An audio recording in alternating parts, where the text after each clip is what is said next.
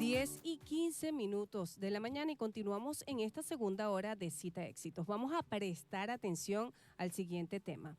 Resiliencia climática, la ciudad ante la sequía y las lluvias. Nuestra nota verde de hoy con Enrique García, representante de la organización no gubernamental Sembramos Todos, y que cada vez que conversamos aporta al desarrollo regional, y ojalá todos estos temas sean escuchados y tomados en cuenta. Y que además generen un cambio de actitud y de forma de actuar ante el mundo. Enrique, muy buenos días. Buenos días. Caramba, muy buenos días. Contento de escucharlas en el día de hoy. Nosotros estamos tristes porque no viniste a cabina, nos abandonaste.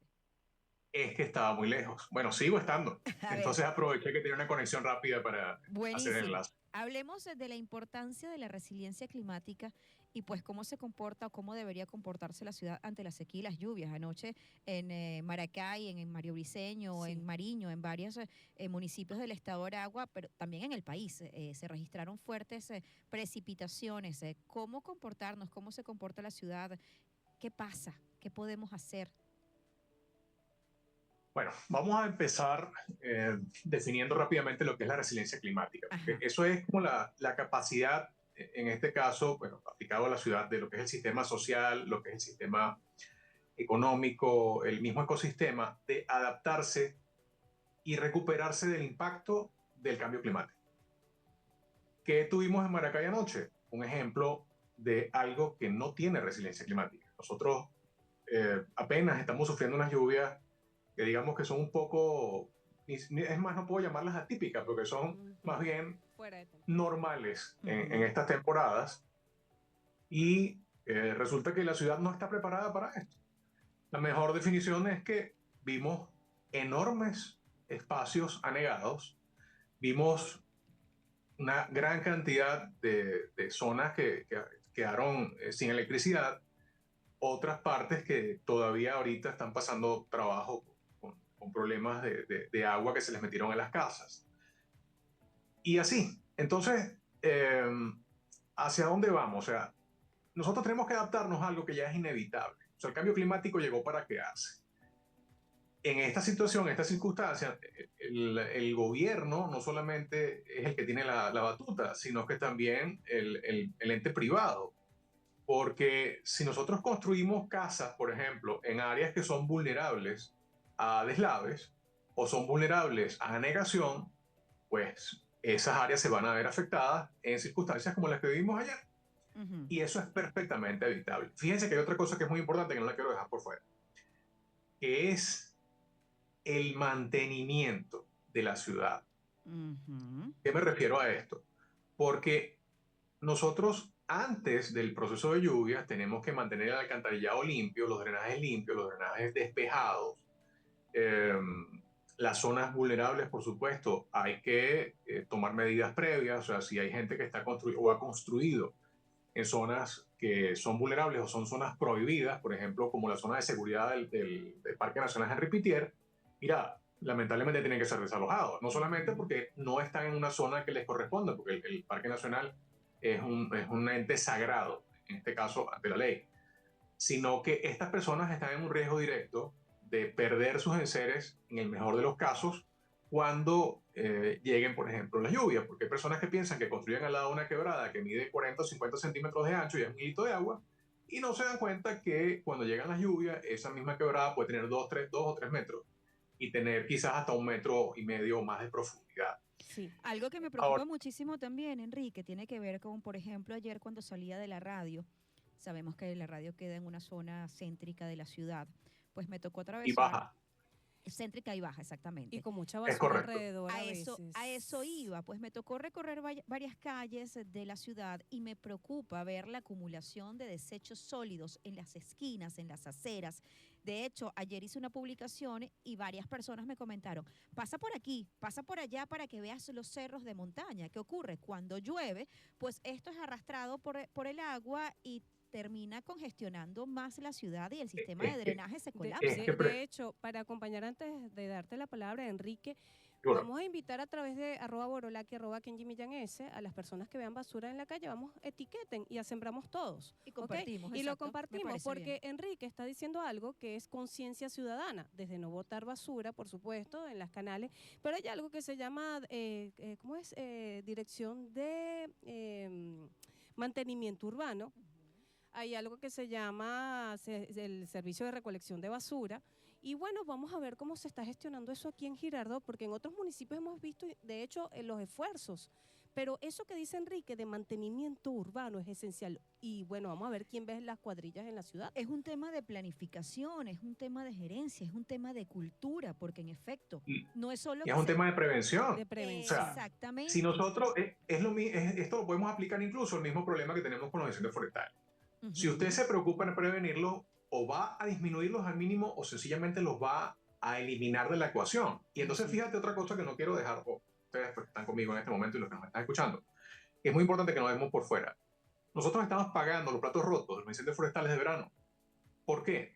Porque la cantidad de agua de lluvia que se absorbe en las montañas naturalmente, en este caso en las montañas nuestras que están alrededor, que son las estripitieras en su mayoría, esa cantidad de agua enorme que cae allí, los árboles, las plantas, el musgo, los hongos, todo lo que hace interacción, la misma capa vegetal que tiene cientos o miles de años presentes ahí, eso absorbe el exceso de agua de lluvia y no va a parar ni a la ciudad ni a los drenajes.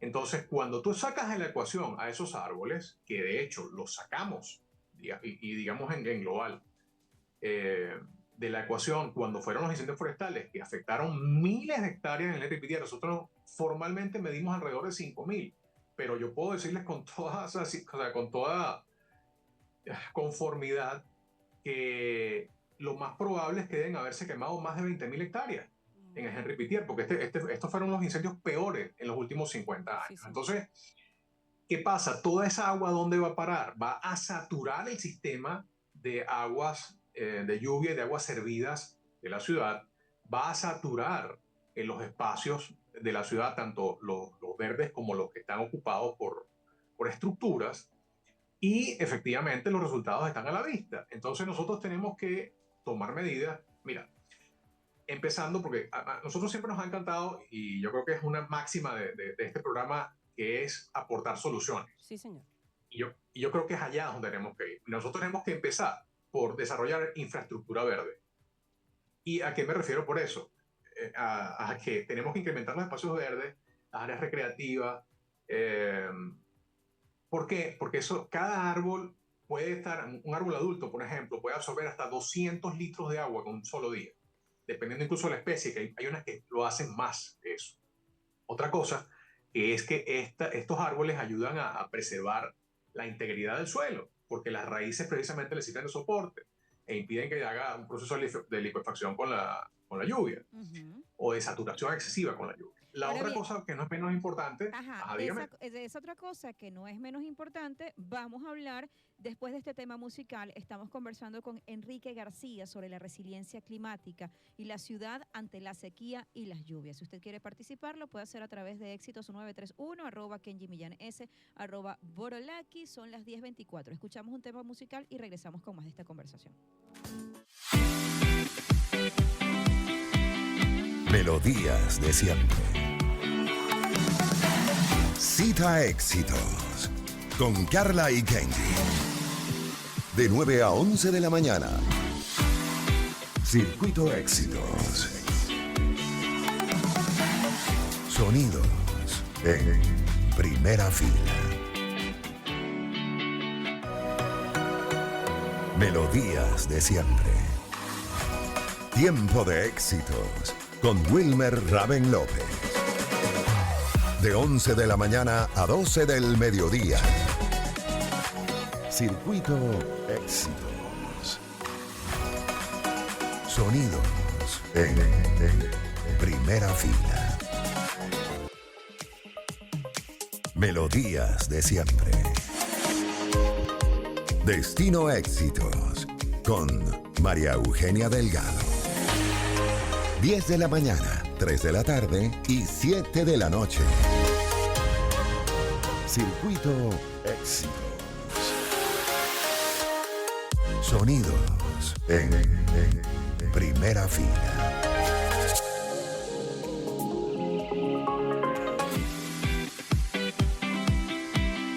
Melodías de siempre. Gente de éxito con Andrea Rocha. Todos los sábados y domingos de 10 de la mañana a 12 del mediodía. Circuito Éxitos. Sonidos en primera fila. Melodías de siempre.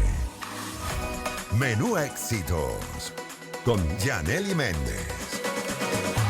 De 12 del mediodía a 1 de la tarde. Circuito Éxitos. Sonidos en primera fila. Melodías de siempre. El podcast con Emerson Ramírez. Cada fin de semana, de 4 a 6 de la tarde. Circuito Éxitos. Sonidos en primera fila.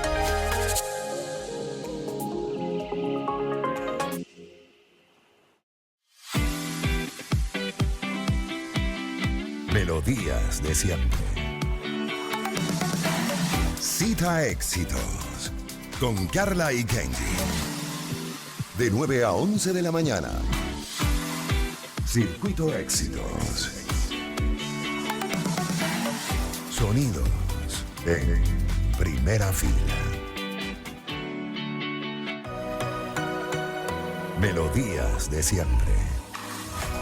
Tiempo de éxitos con Wilmer Raven López. De 11 de la mañana a 12 del mediodía. Circuito Éxitos. Sonidos en primera fila. Melodías de siempre. Destino Éxitos con María Eugenia Delgado. 10 de la mañana, 3 de la tarde y 7 de la noche. Circuito Éxitos. Sonidos en primera fila.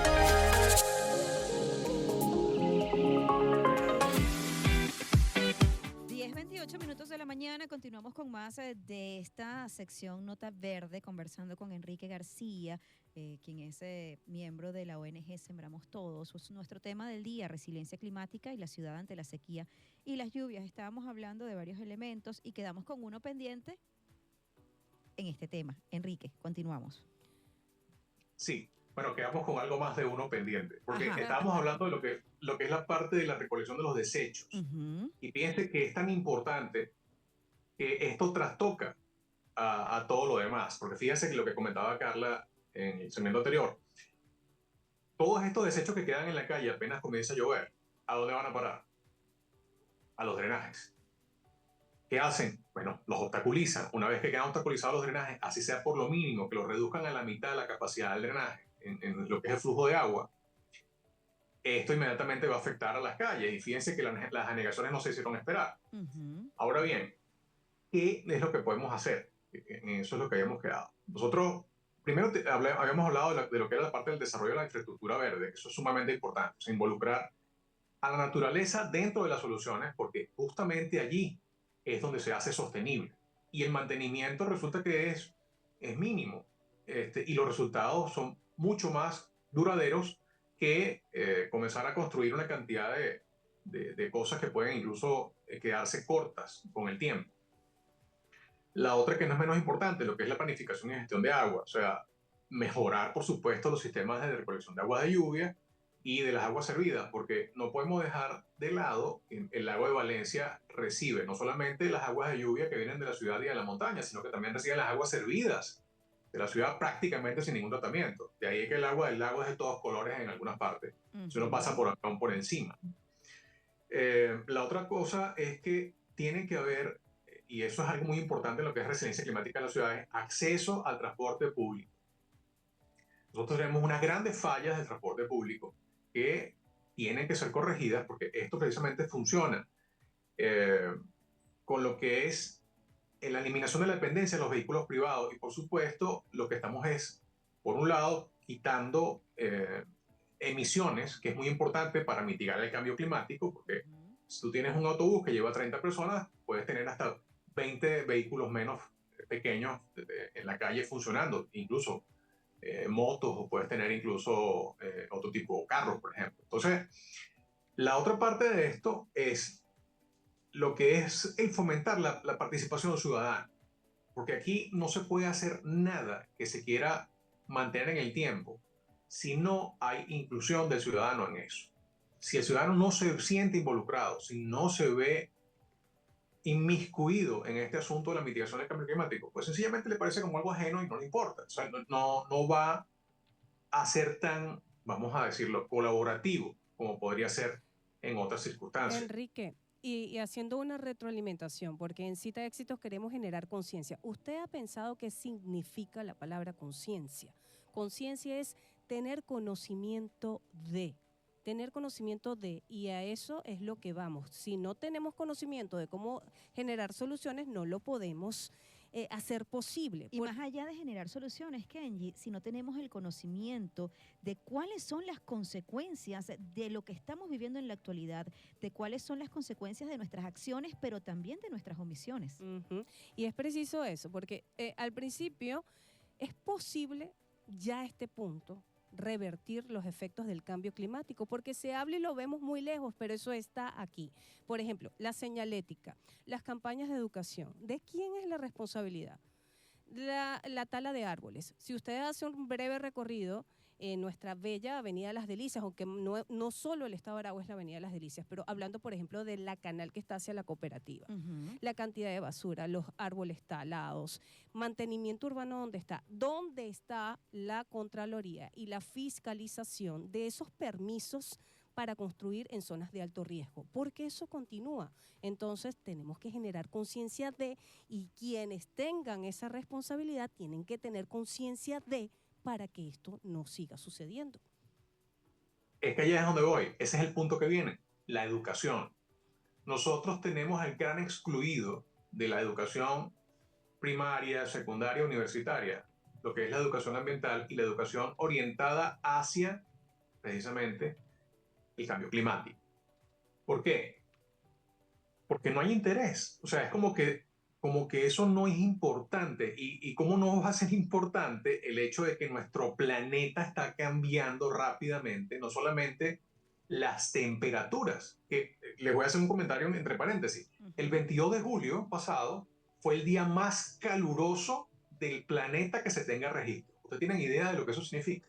O sea, si está pasando, el cambio climático llegó y lamentablemente llegó para quedarse. Ahora lo que nos queda a nosotros es mitigar los efectos del cambio climático y, en buena medida, cosa que yo pongo mucho en duda que se logre, y siendo muy optimista, por cierto, que nosotros logremos reducir las emisiones a nivel mundial, me refiero, para que el impacto de esas emisiones sobre el cambio climático sea menor y que el cambio climático por lo menos nos vaya llegando lentamente y permita adaptarnos no solamente a nosotros, sino a todas las especies que conviven con nosotros en este planeta.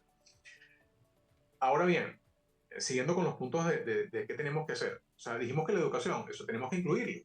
Eso tiene que ser no solamente obligatorio, eso es una cuestión que tiene que ser mandatoria desde el principio hasta fin, desde el kinder hasta la universidad. ¿Por qué? Porque no tenemos que decirle a nuestra ciudadanía desde chiquito que lo que usted le haga a la naturaleza se lo va a devolver con creces. Si se lo hace bueno, la naturaleza le va a devolver algo muy bueno o mejor. Si lo hace malo, pues bueno, espere la factura que va a ser muy alta. La otra parte es, dijimos, lo que es la reducción de emisiones, muy importante, lo que es la parte de protección, que lamentablemente el Parque Nacional, la figura ha quedado como un adorno. y lo que es la parte de minimización de riesgo de desastre, porque fíjense algo, aquí se incorporaron unos sistemas de alerta, entre comillas, en los alrededores de Henry Pittier y en el Henry Pittier. Pero estos sistemas de alerta son relativamente pasivos. O sea, ¿qué significa esto? Que la data no es instantánea. ¿Qué significa eso? Que si usted tiene una súbita o un súbito cambio en los patrones de lluvia, ¿a quién le avisa? Va a avisarlo a posteriori, cuando ya no haya tiempo. O sea, está bien que haya un despliegue, por ejemplo, de protección civil, admirable, cuando comienza a llover. Sí, pero eso es subjetivo. O sea, ¿dónde está la parte científica de esto que llegue a quien lo tiene que analizar y que realmente sea responsable y diga, bueno, mira, respecto a eso, Enrique, permíteme que te interrumpa. Debo decir que, en efecto, de hecho, hay un trabajo de monitoreo, de seguimiento y de alerta que precisamente contempla varias zonas del estado Aragua, que lleva un registro de la cantidad de lluvia que cae en cada sector y determina en función de amarillo, naranja o rojo según el nivel de alerta. Y anoche, y soy testigo de que en efecto se activaron en función al resultado y a la respuesta de ese monitoreo que se ha estado haciendo. Claro, y con las comunidades, con los consejos exactamente, comunales. es un trabajo que se está haciendo y eso me parece de verdad plausible. Lo importante es saber si se cuenta con las herramientas y los mecanismos para responder de forma acertada, y ya lo sabremos porque tenemos entendido que ahorita a las 11 de la mañana hay una rueda de prensa. La gobernadora del estado de Aragua va a ofrecer una rueda de prensa donde dará un balance de lo que es el monitoreo, el registro, lo que ocurrió a través de las lluvias, y bueno, dirá cómo estarán trabajando. Y para cerrar, Enrique, que ya nos toca despedir esta parte, me gustaría, por favor, muy breve, 30 segundos. El ciudadano, la persona que nos está escuchando a través de la señal de Éxitos 93.1 Sonidos en Primera Fila, rápido, ¿qué puede hacer para colaborar? Involucrarse. Esa es la única, lo único que puede hacer la ciudadanía en esto es involucrarse. ¿Cómo? Bueno, precisamente vigilando que sus comunidades no hayan desechos en donde no deben estar, porque precisamente van a llegar el momento de las lluvias y se los va a llevar a los drenajes. Tienen que vigilar que no se produzcan talas injustificadas en sus espacios y malas podas, porque eso también daña los árboles.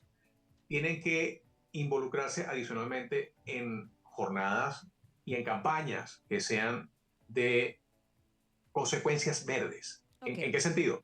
Reforestación, arborización. En eso tiene que involucrarse el ciudadano y educar a sus hijos en el ambiente. Gracias, Enrique. Sembramos todos. Así es. Enrique García, @sembramos todos. Como siempre, un placer conversar contigo. Ya sabes, la próxima vez tiene que ser acá en cabina. Son las 10:37. Seguro, un abrazo.